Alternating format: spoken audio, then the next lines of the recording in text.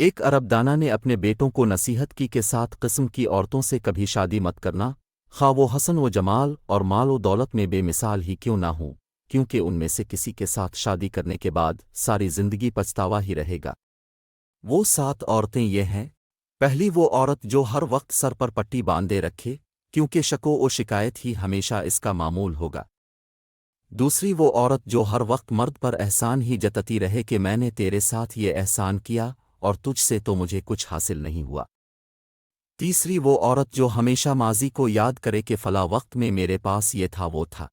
چوتھی وہ عورت جو ہر وقت اپنے سابقہ خاوند کو ہی یاد کرتی رہے اور کہے کہ وہ تو بڑا اچھا تھا گر تم ویسے نہیں ہو۔